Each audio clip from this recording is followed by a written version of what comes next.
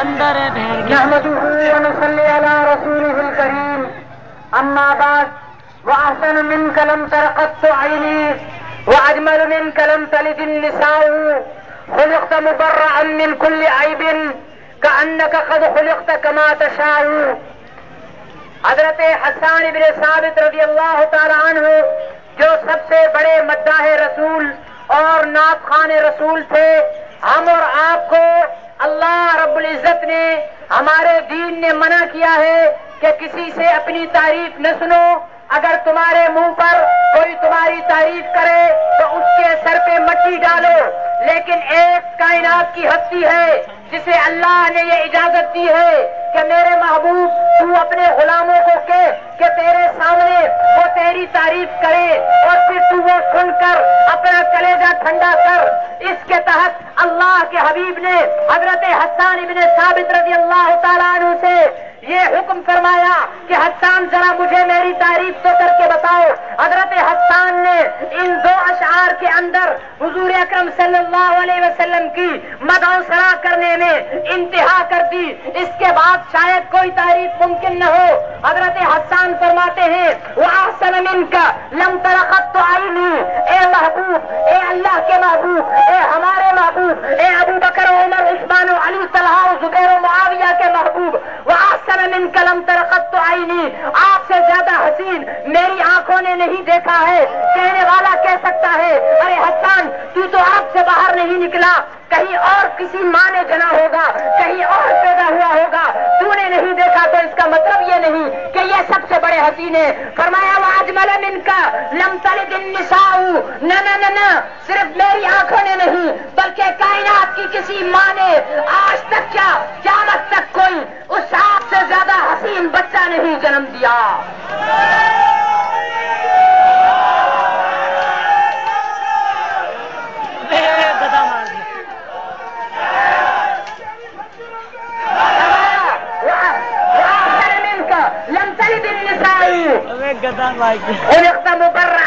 بھائی یہ پتلے نہیں جلاؤ، ادھر متوجہ ہو جاؤ. یہ تمام نوجوان جو ادھر کھڑے متوجہ ہو جائیں. یہ بدنظمی بالکل نہیں کریں، یہ بالکل غلط ہے. آپ تمام ادھر آ جائیں ساتھی. بعد میں آخر میں دعا کے بعد یہ آپ کو دل ٹھنڈا کرنے دیا جائے گا. انشاءاللہ وقت آئے گا ان پتلوں کی طرح آپ ان کے وجودوں کو بھی جلائیں گے. حضرت حسان فرماتے ہیں خلقت مبرعا من کل عیب. آقا میں آپ کی کیا تعریف کروں کہ آپ کتنے اچھے ہیں، کتنے اچھے ہیں، کیا اچھائی ہے. فرمایا آپ کو اللہ نے ہر عیب سے پاک پیدا فرمایا ہے. آگے فرمایا آپ اور ہم پیدا ہوئے، اللہ نے ہم سے پوچھا تھا ہم سے کہ تمہیں کالا رنگ دوں یا گورا، لمبی ناک دوں یا پچکی، موٹی آنکھیں ہو یا چھوٹی، قد ٹھگنا ہو یا لمبا. آج جب ہم پیدا ہو کر جوان ہوئے ہیں، آئینے کے سامنے کھڑے ہوتے ہیں، میرے جیسا کھڑا ہوگا یار باقی سب ٹھیک ہے لیکن کمزوری نے مار دیا ہے، ذرا جان ہوتی. اگر کوئی پہلوان ہوگا وہ کہے گا صحیح بالکل سب ٹھیک ہے، موٹائی نے مار دیا. اگر تھوڑا سا اسمارٹ ہوتا، کالا ہوگا کہے گا ذرا رنگت نکلی ہوتی، بہت زیادہ بھورا ہوگا کہے گا ذرا گندمی مائل ہوتا، ناک چپٹی ہوگی کہے گا تھوڑی لمبی ہوتی، کان بڑے ہوں گے کہے گا تھوڑے چھوٹے ہوتے. یہ آج کہیں گے ہم، لیکن اللہ نے اپنے محبوب کے لیے تخلیق کا انداز بدل دیا. کہو سبحان اللہ، کہو سبحان اللہ. گالیاں دوسرے دیں گے، میں اس حبیب کا ذکر کروں گا. گالیاں دوسرے دیں گے نبی کے دشمنوں کو. اپنی تخلیق کا انداز بدل دیا. کیسے؟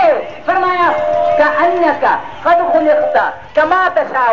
محبوب آپ کے چہرے کو جب دیکھتا ہوں، آپ کی زلفوں کو جب دیکھتا ہوں، آپ کے رخساروں کو جب دیکھتا ہوں، آپ کی ناک کو جب دیکھتا ہوں، چوڑی چھاتی کو جب دیکھتا ہوں، میانے کٹ کو جب دیکھتا ہوں، آپ کی جسامت کو جب دیکھتا ہوں، آپ کی زبان سے جھڑتے ہوئے پھولوں کو جب دیکھتا ہوں، آپ کی شکل و شباہت کو جب دیکھتا ہوں، آپ کے اٹھنے بیٹھنے کو جب دیکھتا ہوں تو محسوس ایسا ہوتا ہے کہ آپ کو آپ کی مرضی کے مطابق بنایا گیا ہے.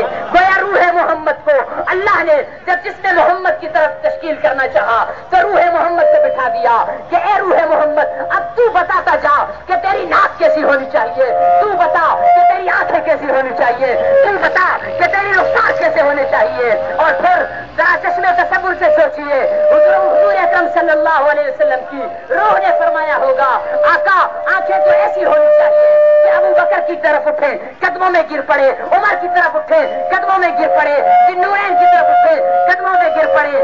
آقا ہاتھ تو ایسے ہونے چاہیے کہ اگر ایک پیالے پانی کے اندر ڈال دوں تو چشمہ پھوٹ پڑے. آقا چہرہ تو ایسا ہونا چاہیے کہ رات کی اندھیری میں گھر میں گھسوں تو عائشہ اس اندھیرے کی میرے چہرے کی روشنی میں سوئی کو بھی تلاش کر.